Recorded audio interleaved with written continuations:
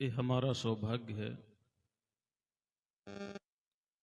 हम एक ऐसे पवित्र क्षेत्र में बैठे हैं जहां पर हर 2 किलोमीटर 3 किलोमीटर के बीच में कोई सिद्ध संत हुए हैं।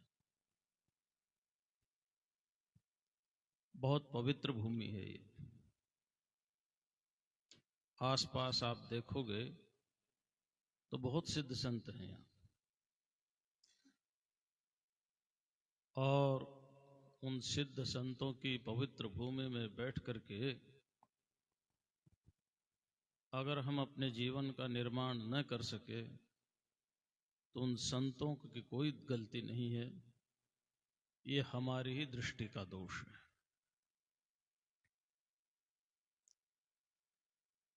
हम अभी सुनते आ रहे थे, पूरा संतों के ऊपर ही सबने बताया, सबने संतों के बारे में ही बताया। लेकिन संत हमारे जीवन में कितने हैं? कितने का मतलब काउंटिंग से नहीं कि 1 2 3 4। कोई भी संत आपके जीवन में कितना गहराई से उतरा है, ये महत्वपूर्ण बात है। और संत के पास बैठ करके आपने सीखा क्या है, ये भी महत्वपूर्ण बात है। आज समाज की जो दुर्दशा हो रही है, भयावह स्थिति है, परिवार टूट रहे हैं, सदाचार है नहीं, संबंध आपस के खत्म होते हुए जा रहे हैं, पिता पुत्र के, भाई भाई के, माँ बेटे के, सबके संबंधों पर दरार आती हुई जा रही है। आदमी अपनी ही जिद में अड़ा रहता है, अपने से बड़ा किसी को मानता नहीं, अहंकार का पुतला बन करके बैठा हुआ है, सब कुछ मैं ही हूं। ऐसी भयावह समाज की अभी किसी ने सुनाया है, आग लगी आकाश में, झरझर परत अंगार, संत ने होते जगत में तो जल मरता संसार। काम क्रोध लोभ मोह मद मत्सर अहंकार, इसके पतंगे पड़ रहे हैं। और ये शीतलता कहां मिलेगी? कहां मिलेगी ये शीतलता? ये केवल संतों के पास मिलेगी, संतों के पास। और इस समय आप हॉस्पिटल्स में चले जाइए, जगह नहीं है। किसी भी बीमारी को लेकर के आप चले जाइए, किडनी हो, लीवर हो, कैंसर हो, डायबिटीज हो, कोई भी रोग हो, आप जितनी भी चिकित्साएं प्रचलित हैं आज, चाहे एलोपैथी हो, आयुर्वेद हो, होम्योपैथी हो, नेचुरोपैथी हो, एक्यूप्रेशर हो, एक्यूपेंचर हो, वाटर थेरेपी हो, कितनी भी हीलिंग थेरेपी हो, हमारे डॉक्टर साहब तो जानते, हीलिंग थेरेपी साइकिक एक थेरेपी है, या साइकोलॉजिस्ट हो, कितने भी हो, सबके पास बराबर भीड़ है। उसका कारण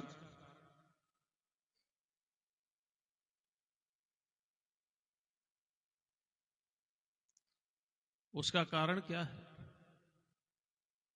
उसका कारण है कि हमने किताबें तो बहुत पढ़ ली, डिग्रियां भी बहुत ले ली, लेकिन जीवन में नहीं उतारा। और वो जीवन में क्यों नहीं उतारा? क्योंकि हमारी आजकल की जो शिक्षा की व्यवस्था है, उसमें सबसे भारी कमी है। हमारा जो एजुकेशन सिस्टम है आज का, वर्तमान का, उसमें न धर्म है, न उसमें कर्म है, न उसमें व्यवहार है, न उसमें संबंध है। केवल पुस्तकीय कीड़ा बना करके हमें रख दिया जाता है। 99 नंबर हम ले सकते हैं, लेकिन 99 नंबर लेने के बाद क्या जो दादी घर में बीमार है उसको गिलास पानी देने की हम अपने आप से सोच सकते हैं कि कहीं दादी को प्यास न लगी हो, उठा नहीं जा रहा, चलो मैं पानी की पूछ लूं? क्या ऐसा भाव हमारे अंदर आता है? नहीं आता ना। क्यों?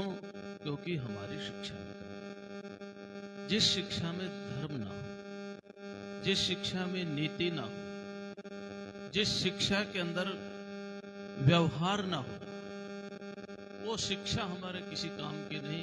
केवल हम पैसे कमा सकते हैं, हम नौकरी कर सकते हैं।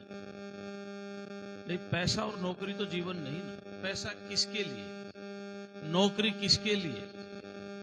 आज संसार का ऐसा कोई प्राणी नहीं जो सुख न चाहे। क्या सुख मिल रहा है? कौन ऐसा है जो ये चाहता हो कि मुझे दुख मिले? सभी चाहते हैं मुझे सुख मिले, पर क्या सुख मिल रहा है? जो सुख के रास्ते हैं उन रास्तों पर तो सुख है नहीं। इसका अर्थ हुआ कि सुख हमें कहीं और ढूंढना चाहिए। श्रीमद् भागवत पुराण में प्रहलाद जी ने एक बहुत सुंदर बात कही। जब हिरण्यकश्यपु ने पूछा, आपने गुरुकुल में सबसे अच्छी शिक्षा कौन सी ली? तो उन्होंने 9 प्रकार की भक्ति का बताया।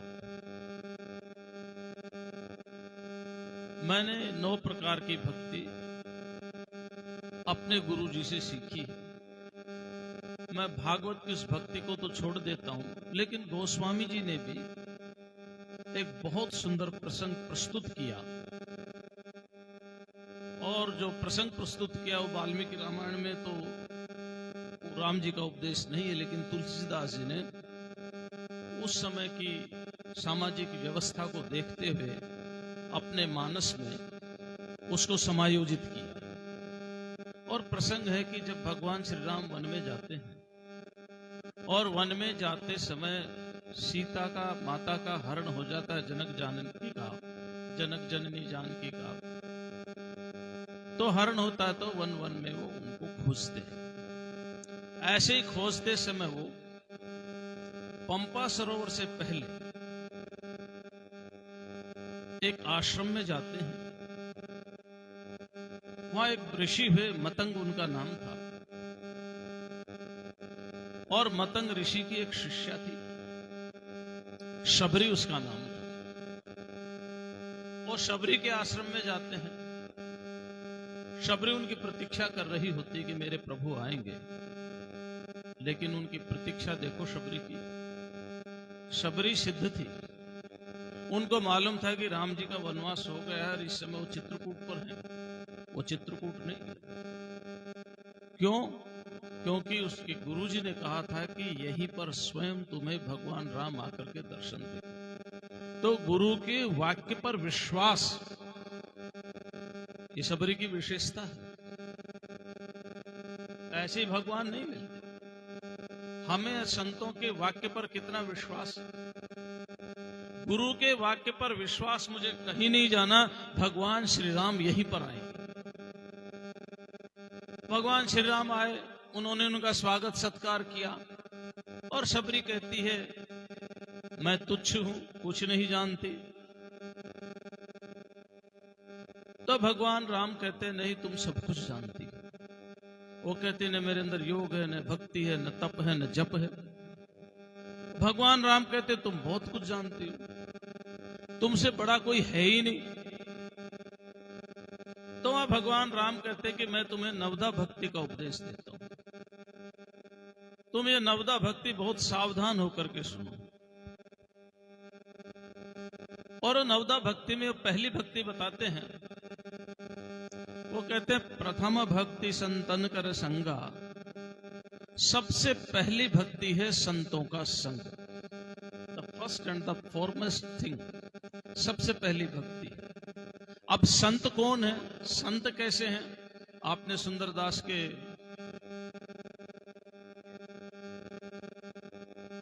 सुना संतों के लक्षण। संत किसे कहते हैं? संत कहते हैं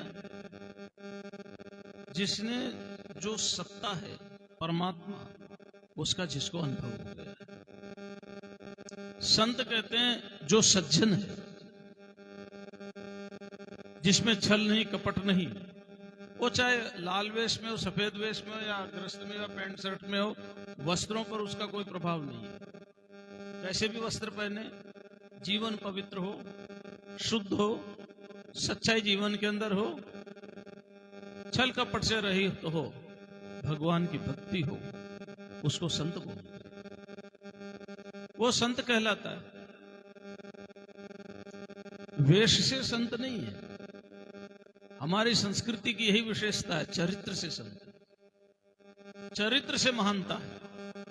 तो पहली भक्ति का सबसे पहला जो गोस्वामी जी ने लक्षण बताया, वो ये बताया, प्रथम भक्ति संतन कर संगा। पहली भक्ति है संतों का संग। और ये कलयुग है, शिक्षा हमें मिली नहीं। हम संतों का संग कब करते हैं? कब करते हैं? आजकल तो देखो, महाराष्ट्र में संतों को पीट पीट करके मार दिया था। जगह जगह पर ये तमाम घटनाएं हो रही हैं। क्यों हो रही हैं? शिक्षा के अभाव से। हमने लड़के को भेज दिया स्कूल में और कह दिया मेरा लड़का बहुत बुद्धिमान है, देखो 100 में से 90 नंबर लेता है, 12वीं पास कर ली, MSc कर ली, BSc कर ली। ये तो ठीक है, वो तो किताब का ज्ञान हो गया। अगर उसकी माँ खेत से सिर के ऊपर भरोटा लेकर के चल रही है, तो अपने साथियों के बीच में वो अकड़ के चल रहा है या माँ का भरोटा लेकर के चल रहा है? ये पढ़ाई है। अगर वो अकड़ करके जा रहा है, माँ कह रही देखो मेरा बेटा कितना पढ़ा लिखा, अच्छे नंबर ले रहा है, उसकी कोई कीमत नहीं। अगर अपनी माँ के सिर का वजन हल्का कर रहा है, तो समझो उसकी ने पढ़ाई की है, उसने शिक्षा ली है। और नहीं तो कोई लाभ नहीं है। क्यों? अभी आप सुन रहे थे ना, जैसा करोगे वैसा भरोगे। ये एक दिन आपके पास भी चलेगा। तो इसलिए जीवन में करो सबसे अच्छा, जो करोगे वही मिलेगा।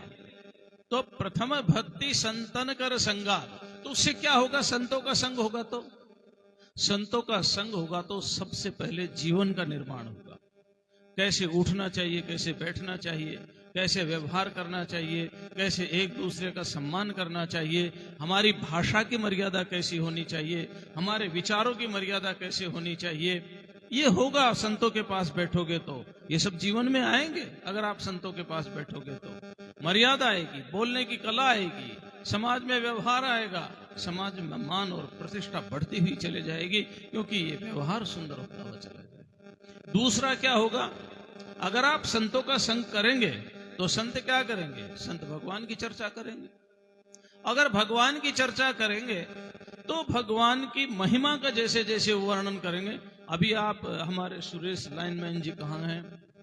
उन्होंने भजन सुनाया। मैं आपको प्रैक्टिकल बताता हूँ। हरकेशपुरी महाराज को लेकर के मैं अभी एक कैंप ले रहा था, साधना कैंप, महाराष्ट्र में जंगल में। अभी मैं वहीं से ही आ रहा हूँ। एक माता जी थी, उनको, माता जी को 12 घंटे ऑक्सीजन लगता था, 12 घंटे। और वो बोली हम नहीं आ सकते। हमने कहा आप आओ। थोड़ा जंगल था तो वह हवा वैसे ही शुद्ध होती है। हमने महापुरुष को याद किया, हरकेशपुरी महाराज को स्मरण किया, प्रभु देखो आप रक्षा करना।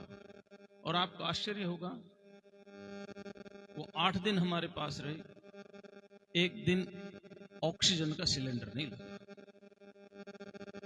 ये कब हुआ? जब जीवन में समर्पण आया। मेरे को न्यू जर्सी में 108 एकड़ का जमीन मिल रहा था, बड़े बड़े आश्रम मिल रहे थे। हमारा संकल्प था हम अपने गुरु स्थान पर। ये हमारा संकल्प है। हमें नहीं चाहिए संपत्ति। कितने जन्मों में हम राजा रहे, कितने जन्मों में हम भिखारी रहे, कितने जन्मों में हम सेनापति रहे, कितने जन्मों में हम सेठ रहे, डॉक्टर रहे होंगे, इंजीनियर रहे होंगे। जन्मों की यात्रा है ना ये। तो ये जन्म मिला है और ये अवसर मिला है। और ये चॉइस मेरी नहीं थी कि मैं साधु बनूं, ये चॉइस परमात्मा की थी कि साधु बनो। मेरा कर्तव्य था मुझे गुरु स्थान की सेवा करनी। ये संकल्प से कार्य होते हैं। ऐसा विश्वास, ऐसी दृढ़ता अगर जीवन में आ जाए। आप सोच रहे होंगे महाराज जी बहुत बड़ाई कर रहे हैं। अपनी बड़ाई के लिए नहीं बता रहा, मैं तो श्रद्धा की दृष्टि से बता रहा हूं कि हमारे अंदर श्रद्धा कैसी होनी चाहिए। नहीं तो आज तक कोई बात नहीं की, ये तो प्रकरण आ गया, तो श्रद्धा की बात मैं बता रहा हूं। अगर ऐसी श्रद्धा हो तो देखो जीवन में क्या, तो संत क्या करेंगे, संत परमात्मा की बात करेंगे, ईश्वर की बात करेंगे। और ईश्वर सर्वशक्तिमान है, वो पतित पावक है, अधमोद्धारक है, अधम का उद्धार करने वाले हैं और पतित को भी पवित्र करने वाले हैं। पतित पावक है, अधमोद्धारक है, तो उससे क्या होगा, दूसरी भक्ति आएगी। प्रथम भक्ति संतन कर संगा, दूसरी रति मम कथा प्रसंगा। फिर दूसरी भक्ति क्या आएगी, भगवान कहते हैं मेरी कथा के प्रसंग में उसको रुचि होगी, उसको रुचि होगी मेरी कथा के प्रसंग में। क्या रुचि होगी कथा के प्रसंग में, जब भगवान की महिमा का वर्णन किया जाएगा। जैसे एक गरीब, बहुत ही गरीब, जिसके पास पूजा करने के लिए कुछ भी नहीं है, वो भगवान की पूजा करता था। और एक राजा, वो भी भगवान की पूजा करता था, लेकिन सोने के बने हुए कमल के फूल वो चढ़ाता था। एक दिन राजा को पता चला कि ये बहुत बड़ा भक्त बन रहा है, तो उसने कहा तू क्या भक्त है, क्या देगा भगवान? भगवान का असली भक्त तो मैं हूं। लेकिन कथा लंबी है, मैं तो संक्षेप में सुना रहा हूं। भगवान सबसे पहले उस दरिद्र के यहां आए जो जंगल के पत्ते तोड़ करके चढ़ा करके आराधना करता था। ये भगवान की महिमा हमें पता चलती है। भगवान किसी के नहीं, न दरिद्र के, न गरीब के, न अमीर के।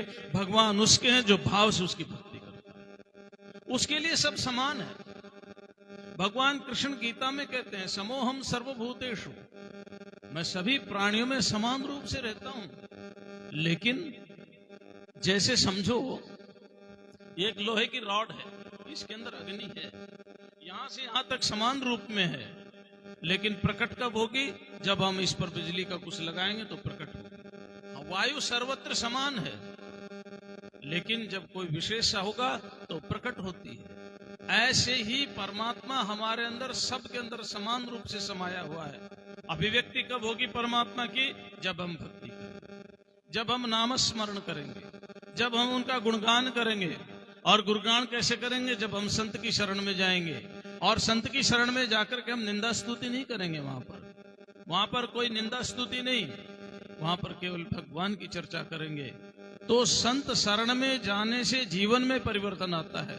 संत शरण में जाने से हमारी तमाम तरह की जो बीमारियां आजकल हैं, जो हमारे मनोरोग के कारण बीमारियां आ रही हैं, वो मनोरोग की बीमारियां दूर होती है, मनोरोग ही दूर हो जाता है। हमारे मानसिक जो रोग हैं,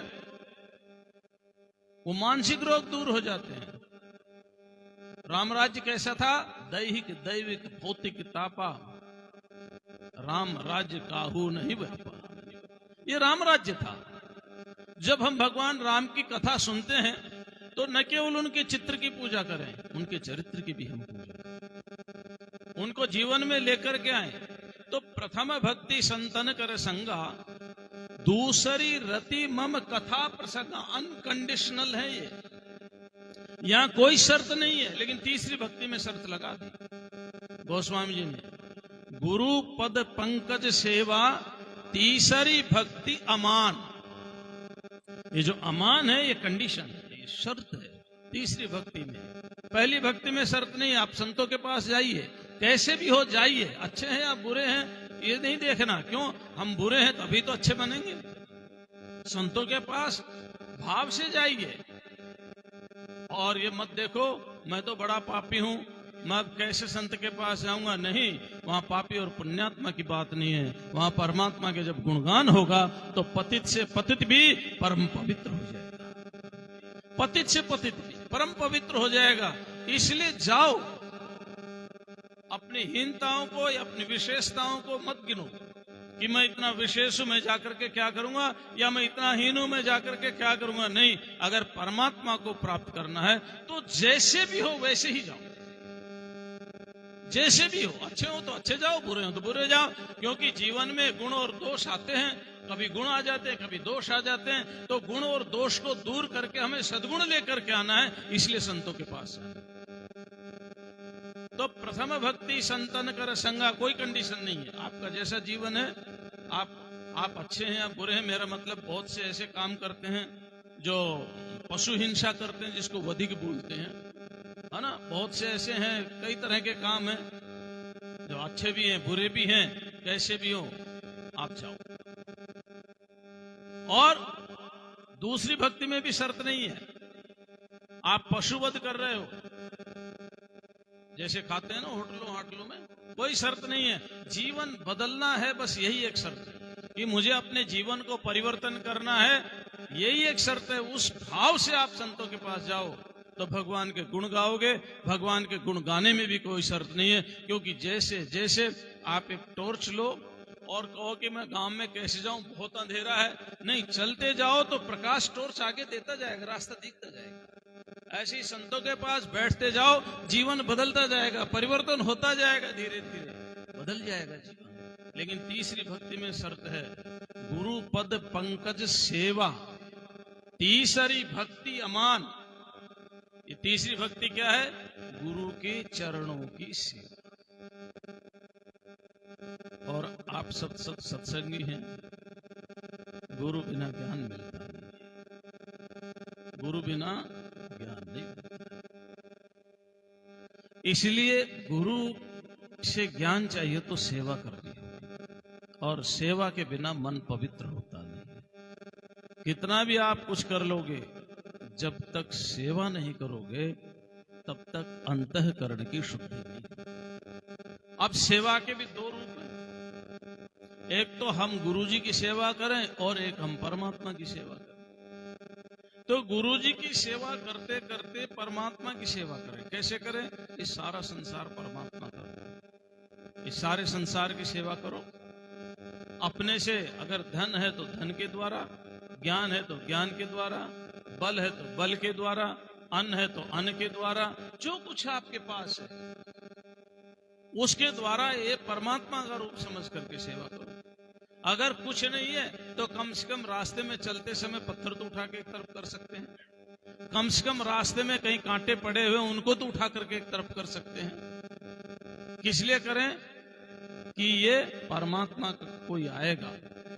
आप मत समझो कोई आदमी आएगा मेरा दोस्त होगा या दुश्मन होगा, नहीं, आप समझो भगवान के रूप में कोई आएगा, कहीं उस पर पत्थर ना लग जाए, कहीं उसको कांटे ना लग जाए। तो इस संसार को भगवान का रूप समझ करके और इस संसार की सेवा करो और गुरुदेव की सेवा करो, और फिर देखो आपका भाव कैसे नहीं बदलेगा, कैसे परिवर्तन नहीं आएगा।